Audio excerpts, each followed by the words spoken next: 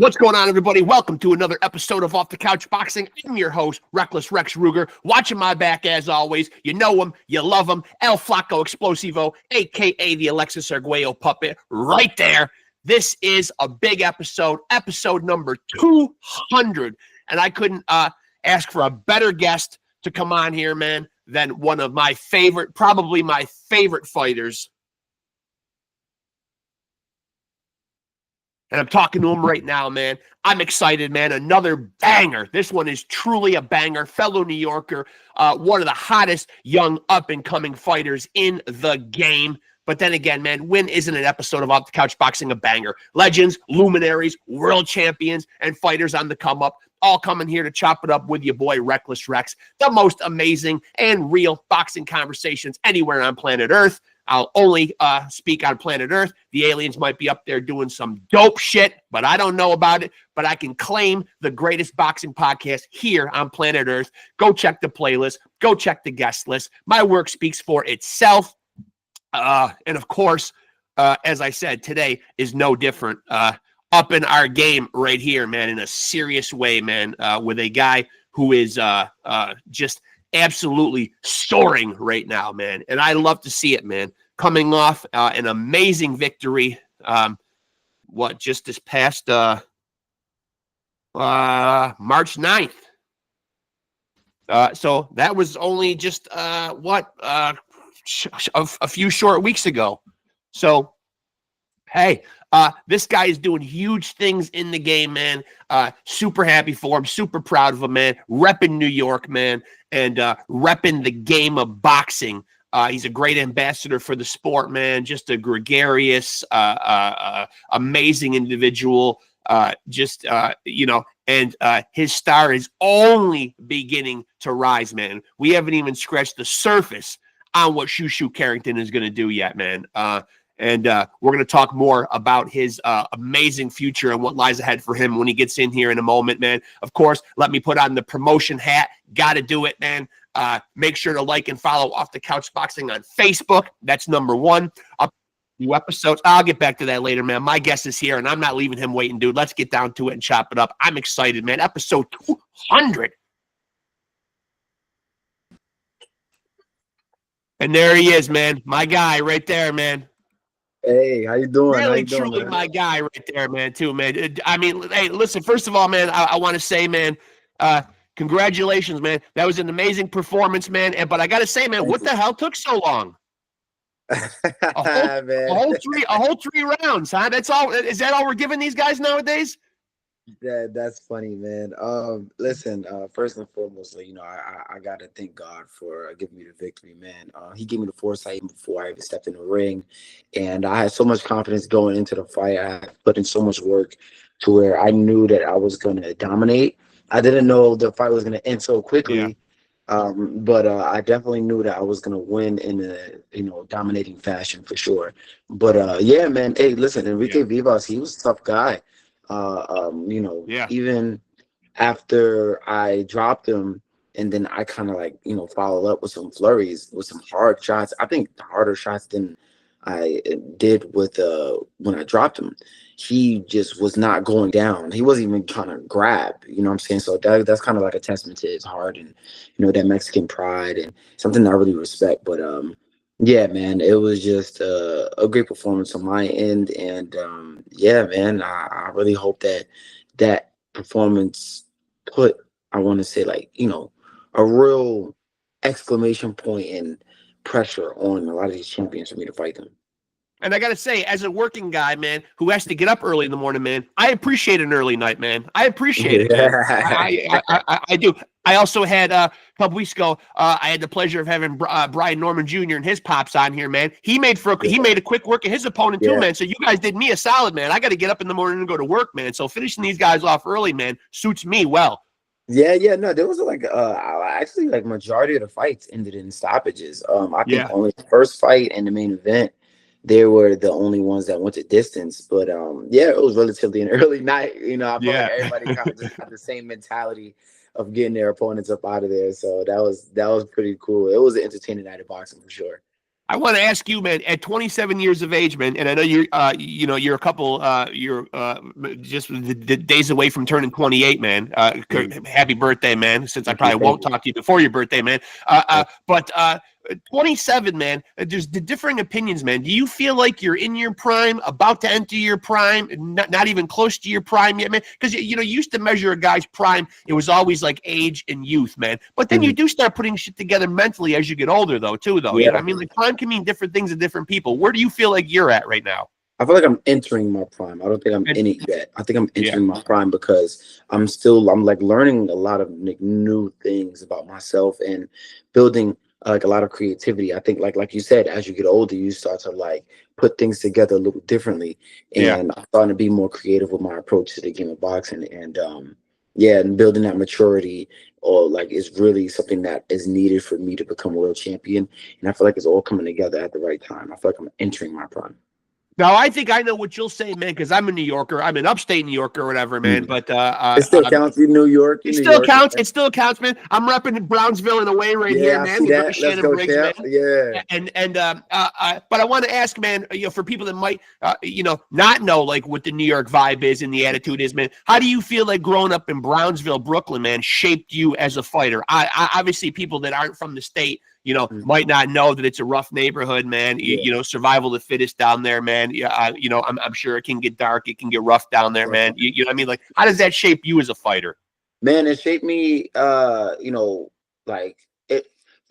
has basically been one of the main reasons why I fight the way I fight today.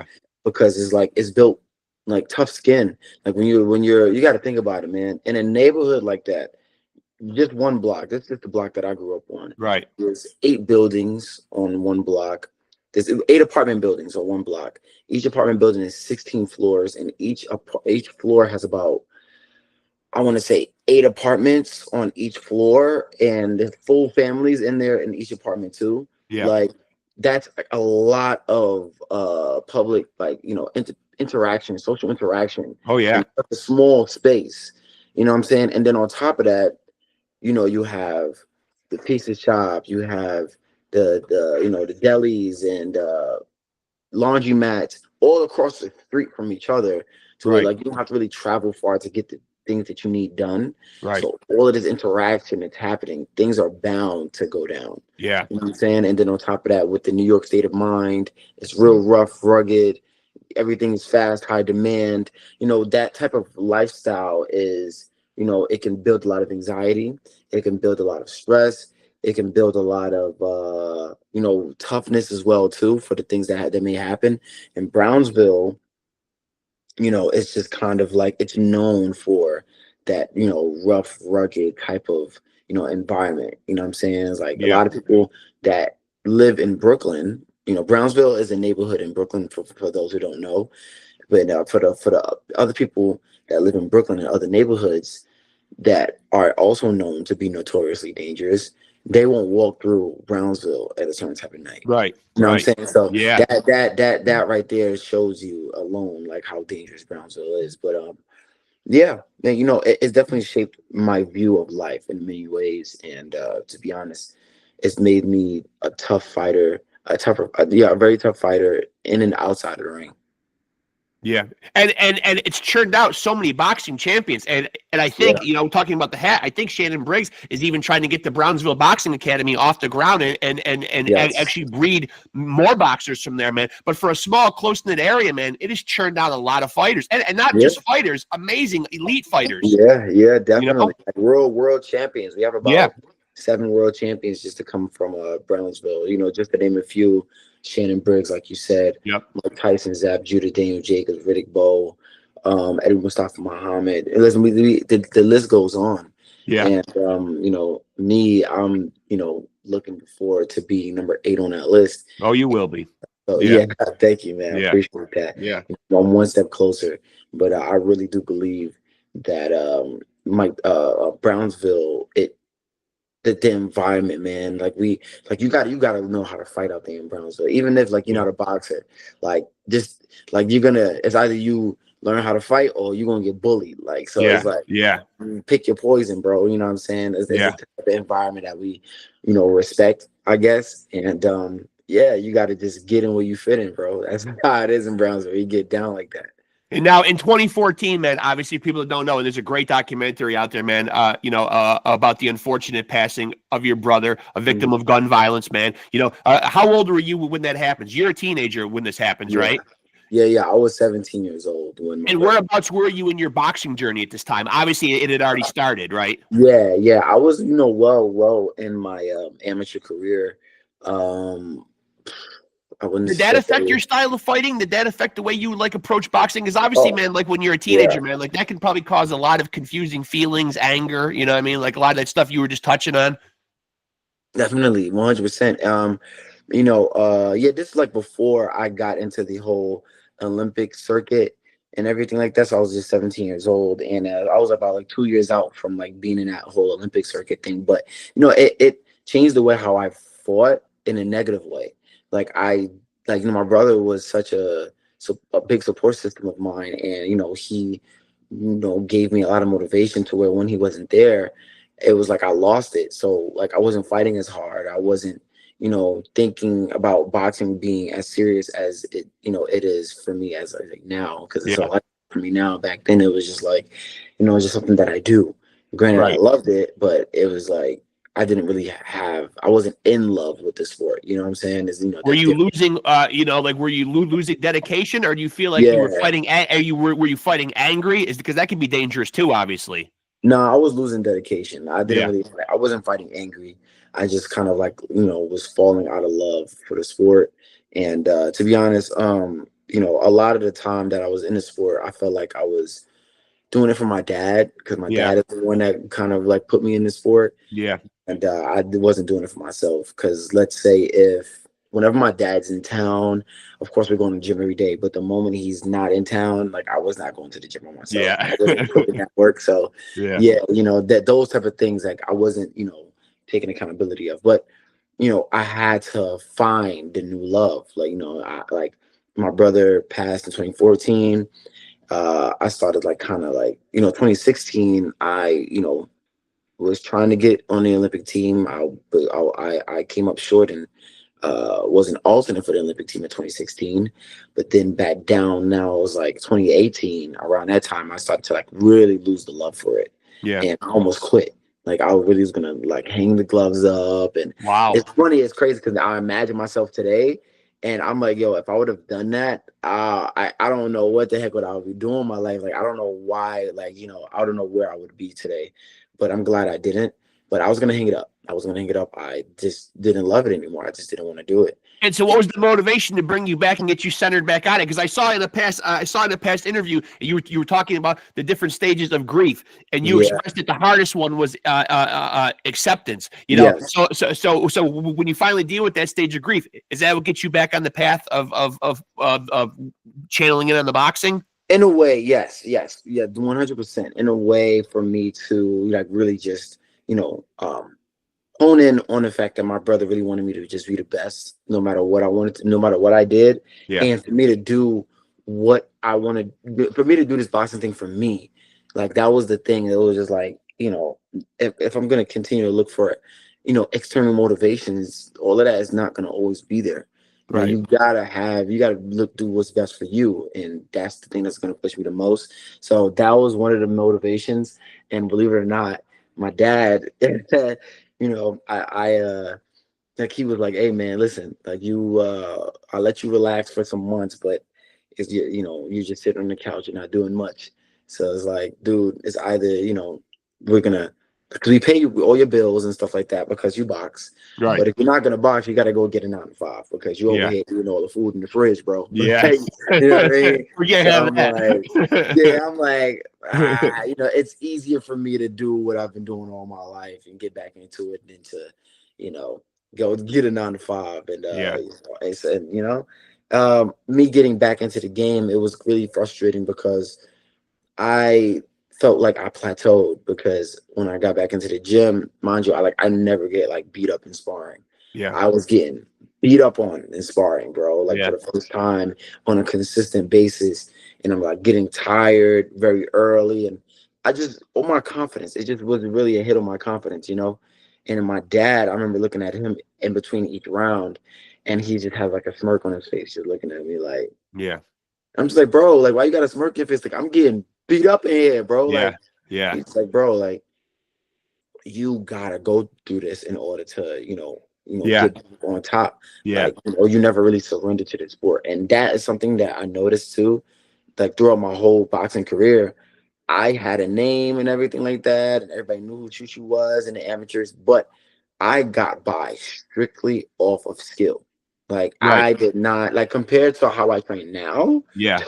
I did not train hard at all. Like I trained hard, but I wasn't waking up 3 in the morning, 4 in the morning to go running, and then working out 3 times a day, and then working all the way to like Saturday, 6 days a week, and the dedication was not there, and the sacrifice wasn't there. So I never really surrendered to the sport of boxing Yeah. until around that time in 2018, and he was like, "Yo, you are getting these close decisions and losing to these guys by split decisions to like you're losing the top level dudes and you're not even training like that, bro. Now imagine when you really put that work in, what the hell you're gonna be able to be what you're Yeah. gonna be capable of." Right. And I got curious. I was like, okay, all right, let's do it. Yeah. Let's try it. Let's start training 3 times a day. Let's put in that work. And I started to steamroll through the competition, and I haven't looked back since. My game has just kind of like, just been improving more and more, and I've been just pushing myself, more and more ever since.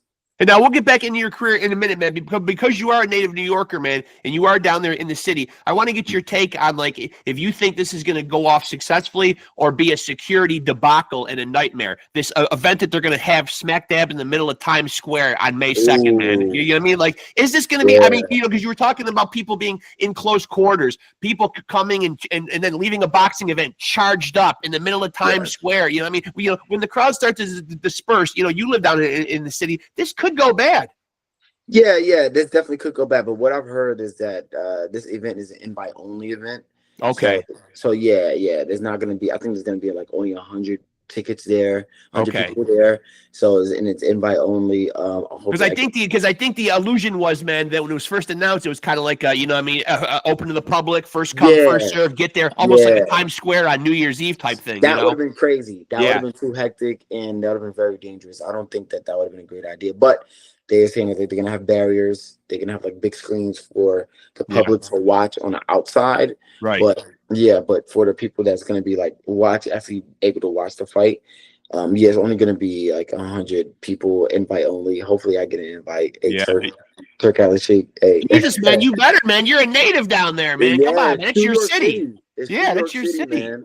And I'm curious, and I might have asked you this the first time you were on, man. But for you, man, was there somebody when you got into boxing that you were watching on TV? You know, we have those sports heroes. Was there anybody you were looking up to? Oh yeah, Mike Tyson for sure. Mike Tyson, looking up to Mike, Zab Judah, Floyd Mayweather, and even some amateur boxers. The two guys that come to mind were at the time. Daniel Jacobs and Saddam Ali. Like I really idolized those guys. Yeah. And so now I want to turn the attention to obviously, man, you as a New Yorker, man, obviously we can turn it up here a little bit, start talking a little bit of that hot shit where we're going fucking next or whatever, man. I mean, you are ranked high. You are ranked high in all the alphabet organizations. #1 in the WBO and the WBC, man. Where would you like to go next? I doing this podcast. I try to keep my ear to the pavement. I belong to all the boxing groups. I try to keep tabs on what's popping in the boxing world or whatever. You're linked to so many names, you know what I mean? I've heard the Nick Balls, the Cool Boy Stephs, all that stuff, man. But I want to hear it from you, man. Where would you like to go if you could put on your promoter's hat and pick your next opponent or go for a certain belt? Oh, it'll be for Nick Ball for the WBA. Okay. I'm ranked #2 for the WBA. Yep. I would love to fight Nick Ball. I feel like that's the most lucrative fight out of all of the champions. And me, I'm the type of guy that I want to go for the big fights. You know what I'm saying? And that's why, previously, like in the past, like you've heard me mention Naoya Inoue because that's a big fight. I want to test myself against guys like that. Yeah. But any of the champions though are really good matchups for me. Rafael Espinoza, I would love to fight him as well too. I'm #1 in WBO, but I've heard through the grapevine, that he doesn't want to fight me. His camp that doesn't want him to fight me as well. So that's unfortunate. Stephen Fulton, he's saying that he's gonna move up to 130 to fight Oshaki Foster for his WBC title. That's unfortunate as well too. So you're not gonna really hear me mention Espinoza or Stephen Fulton as much. Yeah. Angelo Leo is a good fight. Yeah. I would like to fight Angelo Leo as well too. But as of right now, I'm ranked number 4 in the IBF. It's still possible for me to fight him, but I think I got to get a little closer in the rankings for the fight to like really go down and really to happen. So, yeah, I feel like the relationship with Queensberry and Top Rank is really good. So we can make that fight happen with me and Nick Ball. Yeah, and Cool Boy Steph would never be able to show up in denim shorts and Timbs and beat you, would he? No way. Yeah, no way. nah, hell no. No, Not hell at no. all. That No is not way. happening. That You is better not get some. happening. You better get some proper boxing shorts and Yeah, some proper yeah. boxing boots. You better come correct in that ring, man. Yeah, He's not doing that to you. He's not doing that to me, man. And That's disrespectful. And so they always say styles make fights, man. Like, what is it? I mean, are you specifically targeting Nick Ball? I mean, are there any of these guys who are current champions, man? Because you seem like such a gregarious guy, man. Pretty laid back. Although at that last weigh-in, man, you are starting to up the intensity, man. You know what I mean? Like, I can certainly see it, man, as you're coming into your own, man. You know what I mean? But have any of these guys particularly gotten personal or under your skin at all, or is it just a business thing? It's all business for me. It's all business for me. I know nobody can ever get under my skin in this game, man. Like, because at the end of the day, I'm in this to be the best and, to be the, one of the, greatest of all time. You know what I'm saying? So I don't really take none of this personal, bro. Like, nobody's really gotten under my skin. This joint is like funny. There's people that's tried to, but I don't let nobody really get under my skin, to be honest. I have to amp up the intensity now and really show the people like I really want this. Like this is like something that I really feel like I have to push out more, because if I'm like just being like all too nice and just being all quiet and being all politically correct for certain things and being safe, I'm not gonna get the things that I want. And the things that I want are these title shots and to have the opportunity to fight these guys. And but if I'm too quiet, they're gonna have the opportunity to kind of skip around me and duck me. So I'm gonna apply that pressure, and I'm gonna have my fans apply that pressure, my promotional company apply that pressure, and we're gonna get what we want, and get everything done the way we need to get it done. So it's not in the heat of the moment. I'm here at the weigh-in or whatever, man. It's a calculated move. I'm going to up the intensity purposely and let these guys like see me show out and be like, up the ante a little bit. It's a little bit of both. It's a little bit of both. You know what I'm saying? Because sometimes I feed off my opponent's energy. Like even my last fight with Enrique Vivas, like in not the weigh-ins, the press conference when we were face-offs, doing face-offs, like he didn't back down in the face-off. Yeah. And that kind of like, oh yeah, like you're here to fight. Like I like that. Yeah. Like that. Like they kind of amped me up a little bit. You know what I'm saying? So when the weigh-ins happened, it was like, we in a fight, and y'all gonna see like I'm gonna run through the dude. I'm gonna crush this dude, and that's kind of what happened in the fight. And now one thing, man, that, as I said earlier, belonging to the boxing groups, trying to stay tapped into, to what's going on out there. And obviously, inadvertently, you do see comments, you see what people say, does it motivate you more in a fight when people are writing you off, because and again, I think this will probably serve to motivate you. But obviously, your current record, 15-0, all these current champions and bell holders are all 22, 25, 30 fights or whatever. So, in the comment section, a lot of people question, like whether you're ready for some of these champions, man. Does that motivate you, man? You like the underdog role more? Oh, definitely. It definitely motivates me, to prove everyone wrong, because then when I prove everyone wrong, the effect of, oh wow, Shu Shu really did it, hits different than, oh, I expected him to do that. You know what I'm saying? Right. So like when I do knock these champions off, like the effect is gonna have on people is gonna be really big, and people are gonna want to get behind me more because of that. And I feel like they're gonna get behind me more because I've been saying this for years at this point. Like, I'm ready for the champions. I want to fight this guy. I want to fight this guy. I will beat this guy. I will beat that guy. And then people are gonna look like, oh, he knew this whole time. Da da da. My dad told me, he was always saying the difference between a genius and an idiot is if the plan goes through. because he can have an outrageous plan, and Yeah. it sounds crazy to the person initially, but once it goes through and it happens, it's like, oh my God, he's a genius. How did he think about this? How did he Right. think about that? But Right. if it doesn't go through, oh, he's an idiot. Like I knew that would never happen. You know what I'm saying? Yeah. I knew that would never happen. So I felt like that's right there the thing that I feel like that has to happen and will happen, and that will build my fan base even more. And you feel like realistically that the world title fight happens next, or will there be another fight or two before we get to a Nick Ball fight? Um, I feel like right now all of the champions are going to be busy. Yeah. And for around the time that I want to fight, which is like in July, I don't think it'll be able to happen. Like all of the champions are either fighting May, June, or July. Yeah. Like they all have the next dates lined up. So I feel like I probably have one more fight and then fight for a championship. And you feel like the weight benefits you, man? Does it add more fuel to the fire, man? Is it Mm. frustrating, you know what I mean, having to wait for that title shot? Um, It doesn't frustrate me, no, because to be honest, the longer they wait, the worse it is for them because I'm getting better and better each time out. So Yeah. I'm learning more things about myself and kind of just building on, my foundation, the longer I'm in the game. So I would advise them to fight me now more than, now than later if they want a chance, like, with the little chance that they have anyway. Yeah. But, That's right. but yeah, I would advise them to fight me now, to really like, just I guess, just to, Give see what themselves the best chance yeah, if they have yeah. any. That's basically it, to be Yeah. honest. Because it's not gonna get any easier. And then what do you feel like your ceiling is, man, as far as like, only your body and your body type, man. But like, Yeah. how many weight divisions will you try to conquer, man? Like, where do you see yourself going and what your ceiling is? I feel like my ceiling's at 140. 140? Maybe even 147. Yeah. Given a good fight because skills pay the bills and IQ is what kind of got fighters like Floyd Mayweather through Yeah. a lot like Oscar De La Hoya and all these different guys. Bernard Hopkins, Roy Jones, you name them. IQ is what carried a lot of these dudes through those weight divisions, and so I feel like even like 147, I could cap out at there and get win a title there, and then maybe hang it up. Yeah. But we'll just see how my career goes. But 140, I think naturally, I think that's where I'll cap out at. Now, I got to ask you, man, like some of the topical stuff right now. And I said I wouldn't ask it because once it becomes a new month, it should be old news. But I got to ask, even though it happened in March, where did you stand on Tank and Lamont?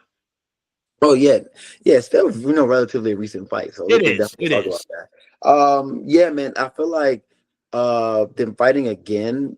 I'm not sure if it's official or not. I don't think it is, but yeah, I feel like it's still gonna be a tough fight because Lamont knows certain tendencies about Tank already. They've been in a ring with each other plenty of times. Yeah. Amateurs, they sparred, plenty of times, throughout their career.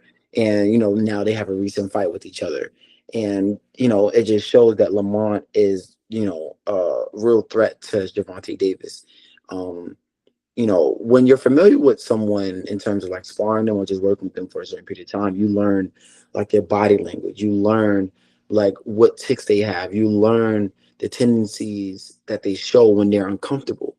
And that's probably the thing that Lamont Roach just was very familiar with while he was fighting Tank. And he was like, okay, yeah, no, I'm going to get you. I'm going to get you. Right. And always had that confidence and used that momentum throughout the fight.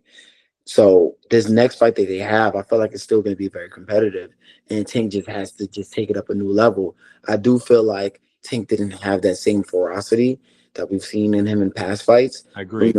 Pre-fight, he was already talking about retiring and talking about he's losing love for the game. Yep. So I definitely feel like that plays a part. Like we can't take the mental aspect out of the game because mental is like, majority of the game in terms of percentage wise and whatnot. So, yeah, he got to lock in and bring that ferocity back, and then we'll see what it is. But even with that ferocity, I still think it's going to be a good fight. And where did you stand on the controversial round 9, man? You see him take a knee, man. Do you think if you're in the other corner, I just scored a knockdown? Oh, yeah, definitely. If it was the other corner, I definitely the knockdown be scored. But the knee thing is actually a forgotten rule in boxing. Like that's actually something that you can look up and see that is a rule that you can do. But I feel like the way that Tank did it, he should have communicated to the ref first before he took the knee, so there wouldn't cause any confusion. But yeah, the knee is valid, and I don't think that he's lying about the grease getting in his hair, because if you do have hair like that, and Yeah. when you work out and you sweat, the grease getting in your eye and it burns you or whatever. So I do think that he was telling the truth about all that. I don't think that he was kind of making an excuse or anything. But the knee was very, very risky move on his part, Yeah. and I would not advise for anyone doing that again unless they communicate to the ref first and then take a knee. And I'm kind of glad you said that too, because you're almost alluding to the fact that because Tank is the A side, man, maybe he got away with one there, and maybe if Lamont took that knee, man, we see it scored differently. Yeah. Come on, we're gonna call it a spade. We're gonna call a spade a spade. Yeah, bro. yeah. Only New Yorkers would do that. Yeah. On the Calling it real, like we see him. Yeah, exactly. Because if Lamont Rose did that, trust me, believe they would have been real quick to count that as a knockdown, just so the controversy probably wouldn't be so much of a thing. Even if the fight was close, they'd be like, you could always be like, yeah, the fight was close, but he took a knee, so that's what made the difference. Yeah. So. What about Saudi's influence on boxing now? We're seeing Turki Al-Sheikh becoming a real big player. Him and Dana White starting a promotional company. They're trying to make the best fight the best. They're really trying to shake up the game a little bit, But again, being in these boxing groups, I see people that say they love what they're doing for boxing, but then there is a certain population out there that's protective of the sport that says, do we really want them honing in on boxing? Is it going to be good for the game? Where do you stand on what Saudi and Turki are doing for the game? Man, I feel like it's pretty good what Turkey doing for the game. They're giving a lot of people the fights that they want. They're making a lot of fights happen. They're putting a lot of main event fights on one card, which is like crazy. Yeah, to see I know. Like I love that. That's something that we have not had ever. At a low price. That Canelo card's going to be like $22. That Canelo card's going to be crazy. Yeah, man. I love that. I really do love that. It's just people. It's just bringing the interest of boxing back, and I really love what he's doing for the sport, to be honest. He's ruffling a lot of feathers, and I understand it. I understand why. But, for me, for someone who loves the game, who loves the sport of boxing, you're kind of like breathing more life into what people are trying to create a narrative as a dying sport. And, right. You know what I'm saying? Yeah. I love the fact that, he's proven like boxing is far from dead. We have so many matchups to be put together, and he's putting a lot of money into it. And I love the fact that he loves the sport enough to do that. From a fan standpoint, have there been any fights in 2025 or fights that are even coming up that are on the horizon, man, that as a fan, like you're really looking forward to? I can't really think of any fights right now. I'm pretty excited. Actually, now it's this month. I'm pretty excited for Chris Eubank and Conor Benn. Oh yeah, that'll be a good one. That's a big fight for England. That's a big fight for England. Yes, it definitely is. I'm definitely looking forward to that fight. That's a big fight, man. Even this whole triple header with Ryan, Roley, and Devin. Yeah, that's a great event that I'm looking forward to.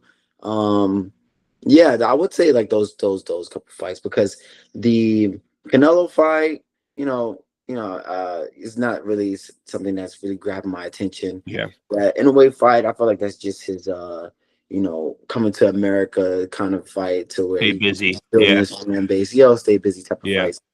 It's not something that I would say like I'm really interested in, because the matchup isn't, intriguing. Right. But I feel like the New York card in May and the Chris Eubank and Conor Benn fight, those two fights are really interesting to me right now. And what about at the end of this year, man, where we might see, and it looks like Turki Al-Sheikh is trying to make it happen, where do you rate Bud's chances going all the way up to 168 and fighting Canelo at a weight that he's lived at and campaigned at for a long time, man? I've had a lot of fighters on here and asked them that question. And the general consensus is, if there is a guy out there that can do it, Bud is special enough to do it. Definitely, I agree. I didn't mention that fight because it's not official, but right. Mentioned it. Yeah, and that you mentioned it. Yes, the Bud Crawford fight is probably the most interesting fight that I want to see. And listen, Bud's walking around looking swole right now. Yeah, he is. I was just with him. He came and he was showing love at my fights and whatnot. I was chilling with him for breakfast and whatnot, like throughout the week and everything, but like that. But yeah, he's swole, bro. Yeah. And people like I've mess around and play fight with Bud and wrestle with him and whatnot. Like that dude is way stronger than people think.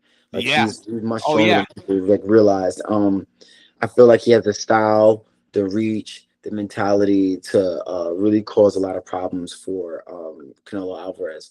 Yeah, granted, I do believe that the size does matter when it comes to this matchup because Canelo is not just a big guy. Canelo is a good fighter, great Yeah. fighter. Yeah. You know what I'm saying? So the IQ is there too. It's not like he's just throwing hard punches. Like you have another degree of difficulty when it comes to fighting Canelo Alvarez. So it's gonna be interesting to watch, but I do feel like a Bud Crawford that boxes well beats Canelo Alvarez. And until I had you on here, man, I had no idea of Cool Boy Steph's intentions to move up to 130. This is Yeah. probably going to be troubling for a guy that I love and have had on here, your guy, Elijah Pierce, who's been running him down forever, man. And he just moved up to 126, Elijah. I just had him on. I I just know, had him on last month, man. And I think he was going to try to finally really make a run at Steph. Yeah, man. I've seen that. He's been kind of on Stephen Fulton, but it's Stephen. He's saying that him making weight at 126 is still a struggle. Yeah. So he'd rather just go up to 130. He doesn't want to listen to the fans and fall into what the fans have to say in terms Right. of like you're ducking which is like you got to respect what I'm saying, because at the end of the day you're as a fighter you got to look out for yourself, yourself, your body. So it is what it is. I feel like that would have been a great fight between him and I. Hopefully we can still make that happen. Maybe he's just going for 130 for one fight and he could still make the fight happen with him and I. But if he decides to stay up there, then I'll meet you when the time comes if he's still around. And man, it is what it is. I have other options. Where do you stand on, like, and I probably did ask you this the first time you were on, where do you stand on these Jake Paul type events, man? Obviously people are old school, people that have an old school mentality, kind of write them off is not, is not valid. And then you get people who say, you know what, he is bringing eyes to the sport, man. When you look at him now, he's really trying to live and train like a boxer. Do you look at him now and give him the credit and say, man, Jake Paul's a fighter? Yeah. No, at this point, yeah, I do. Yeah. Like, well, I can't. Okay, so let me take it back. I respect that he puts in the work to, become as good of a fighter as he is right now. I can't say that he's a fighter because he's not fighting guys that's his age. He's not fighting. He's not fighting, active boxers. Right. That's his size. So I can't say that he's a fighter just yet, but I do respect the work that he's putting in because that's hard, man. It's really hard. And oh yeah. All the weight cut and all that type of stuff. I don't know if he's doing all that yet, but he's definitely showing that he has respect for the sport. He's not just putting gloves on and just flailing away. You know what I'm saying? Like, he's not just doing stuff like that. Like, I like the fact that he's making his sacrifices to show that he respects the sport of boxing, and he's going to come, his best self whenever it's time to perform. And that says a lot. Now, I'm always fascinated about the mental side of boxing because obviously, there are people born with God-given talent, but a lot of the physical stuff, a jab, throwing a jab, footwork, a lot of that stuff can be taught. But the mental side of boxing always intrigues me because I think most people, ordinary people in the world, will do anything they can to avoid a confrontation. You know what I mean? Like, the whole fight or flight thing or whatever, man. When did you know, man, that obviously you have physical skills, you're an athletic guy. When did you know you had the mental toughness to want to do this? Is that also a byproduct of your growing up in your environment? Because I feel like that's the hardest part, man, because there's got to be a fear and anxiety anytime you're going to have a confrontation with somebody, and to be able to quell that and still perform has got to be difficult. Yeah, no, definitely. But what's funny? It could be a byproduct of my environment. I've never actually thought about it that way, but I noticed that my very first time sparring. Like, I've never really liked fighting outside, boxing, in the street and all like that. When I was kid, like you said, the whole anxiety of the aspect about it was never comfortable for me. But I remember the first time I sparred, I was sparring this kid that started about like a week before I did inside the gym, we're about like a month in, and I'm kind of like catching on to, the fundamentals pretty quickly, like fairly quickly, quicker than him. Yeah. I think he noticed that, and he also was kind of on some bully type of, mentality. He's kind of like pushing me off the exercise bike whenever it was time for me to, work out, and trying to compete with me in so many different things. Want to run faster than me, all this little like petty stuff, and it was kind of getting annoying to the point where I was like, "Hey, coach, like I want to spar him." He's like, "You sure?" I'm like, "Yes, like I want to fight this guy right now." Like, Right. So we had my headgear on, gloves on, molding the mouthpiece, cut the cup on him. We went to work for 3 rounds, and I beat the kid up so bad that he never came back to the gym. Now, what made me realize that I had the mental aspect of this was the fact that I wasn't afraid to get hit. Like I was getting hit and not even thinking about like, ow, I got hit. Like I'm like, oh, I'm gonna get mine back. Yeah. And then I start like kind of like implementing the peekaboo style of Mike Tyson, just doing the things I've seen on TV, Right. and slipping punches without even being taught, and that right there also made me feel like, okay, like I'll naturally have, the instinct for this. And then what really cemented it was the thrill that I got from it. Like I got a genuine, uncomparable feeling that just satisfied something in me. So it was like, I love this. Like it sounds kind of sick, but I love the thrill of me beating down. Sure. The feel of me punching someone in the face. Yeah. It was crazy. And then I had that at a young age. So that's when I was like, yeah, this is. And that solidifies that mental toughness right there. Yeah. Definitely. And so more realistically, man, to get back to your career, more likely a Nick Ball fight or a championship fight happens in 2026, you would say? Hopefully in the end of 2025. Yeah, we're going to get one in. We're going to get one in here this year. Yeah, this year, bro. Yeah, I want it this year. I don't want to put it out there in the universe that like 2026. No, like I really want to put out like to fight for a title this year, no later. And probably even eventually get on one of those Riyadh season cards, right? Yeah, maybe. We could probably even have me and Nick Ball on one of those Riyadh season cards, man. And of course, I promise, man. You may remember meeting me and my son at the Turning Stone Casino. You remember he co-hosted with me the first time. He wouldn't let me live it down unless I got on here and I showed you that picture. Yeah, man. I don't know what I'm not sure what he turned you two into, man, right there, man. But I don't know. He suddenly gave you some James Brown hair right there, man. Yeah, it looked like some claymation type of thing, man. Like, I love that edit. That just was funny when he showed it to me. Hey, listen, man. I love talking to you, man. This is an honor for me, man. And to let you know, man, this is episode 200 for me right here, man. So this is big for me, congratulations. Man. Thank you. Yeah. Thank you for having me a part of that, man. I love that. I appreciate being a part of this milestone. I said I gotta have I gotta have a fighter on here. I mean, in some way, shape, or form, I tell people all the time, everybody that's come on here, I didn't just pick their name out of a hat. Usually everybody that I've had on here, I've either grown up watching, or if they're young fighters, they've come on my radar for a reason, and I love what they do or whatever, man. So everybody has had a special place or whatever, man. But reserving those milestone episodes, man, are particularly special, man. And I really wanted it to be you, man. Thank you, man. I appreciate that. That means a lot, man. I appreciate that a lot. I appreciate having you, man. And we'll stay in touch. We'll definitely do this again, my friend. Yeah, for sure. Thank you for having me, dude. Yeah, always, my friend. Always. We'll talk again soon. Thanks, Shu. Yes, sir. All right, later, man. And there he goes, folks.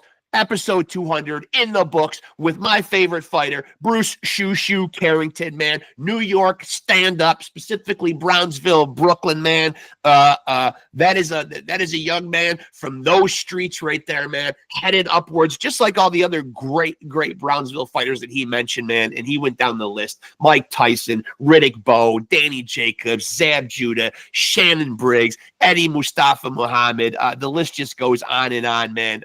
Brownsville, Brooklyn, man. Not the biggest neighborhood in Brooklyn, man, but it has churned out, not fighters, world champion, elite level fighters, man. So I don't know, good shit going on down there in the water, man, in Brownsville, man. They turn them out tough, man. But I mean, come on, man. I'm a little biased too, man. I might be in upstate New York, man, but still, man. As Shu said, man, New York is New York, man. I'm showing love to Brooklyn right here, man. Let's go, champ, man. Shout out to Shannon Briggs, man. Another Brownsville, Brooklyn fighter, man. So Listen, man, I've always said, man, East Coast, New York specifically, man, we breed them tough here, man, and we send them out into the world, man, and they kick ass, man. And Shu Shu is doing just that, man, as you heard, man. Uh, uh, uh, Hopefully a championship fight, a world title fight happens in 2025, man. He's eyeing Nick Ball. Nick Ball, you are in a lot of trouble. I know you're riding a wave right now, man. Coming off of a victory, you got momentum, man. But you ain't ran into Shu Shu Carrington yet, man. But you will. That's a guy you got to see. You'll be seeing him, man. And all the other champions obviously are on notice too, man. But that seems like the guy he's really got in his crosshairs right now, man. But as you heard, he's going to explore other weight divisions, man. He is still young, entering his prime, man. He is going to do such amazing things, man. He's already well on his way, man. I mean, let me get the stats right. 15-0, 9 knockouts. He's just coming off an amazing third-round TKO just a couple weeks ago, man. March 9th, knocked out Enrique Vivas. And you can see, as I commented, the intensity, man. You know, he's really coming into his own now, man, as a fighter, man. And it's a joy and a pleasure to watch, man. And just great having him on, man. I appreciate it, man. You know, his stock is climbing, man. So it's so humbling and means so much, man, for him to come on, you know, our little podcast here, man. But just really my favorite fighter going right now, man. You know, I wobble sometimes, man, but Shu is always in the conversation, man, you know, in that top 2 or 3, man. But just, you know, such an upside, man. Aside from the great guy that he is, man, and such a talented fighter, man, and just, you know, has really been through a lot, man, you know, losing his brother to gun violence, you know, growing up, you know, in a difficult, challenging neighborhood, man, and just, you know, negotiating through life, man, and ending up where he is now, man. It's truly inspiring, man. Young athletes, young fighters, man, take notice, man, because Shu is one of those guys, man, that's not only doing great things in the sport, man, he's going to be a great role model and a great ambassador for the sport, man. So I appreciate him, man. Means a lot to have him on here for episode 200. Let me get that out there. 200, man. Couldn't do it without the viewers and the subscribers and, of course, the guests, man, dropping by here, man. This is, of course, the home of the most amazing and real boxing conversations anywhere on planet Earth. The undisputed, undefeated heavyweight champion of boxing podcast. That's me. That's us. That's us right here, man. Like I always say, conversations with legends, luminaries, world champions, and fighters on the come up, all coming here to chop it up with your boy, Reckless Rexx. And you too can be a champion, man. Yes, you can. Yes, you can. Just, you know, bring your ear close, get out your notebook and your pencil, man. It's a very simple formula. Just continue to stay tapped in with Off the Couch Boxing. You can do that on Facebook. And you can also, the most important part here, if you're on the channel, like, subscribe, smash that notification button. It's a boxing podcast. Punch it. Punch the notification button. Don't break your electronic device. You don't got to come in with a heavy left hook. You don't got to come in with your straight right. Maybe just pepper the notification button with a few jabs. That's all. But make sure to stay tapped in. This is how you be a champion. Stay tapped in to the Champion of Boxing podcast and continue to roll with Off the Couch Boxing. Continue to roll with the champs. Peace.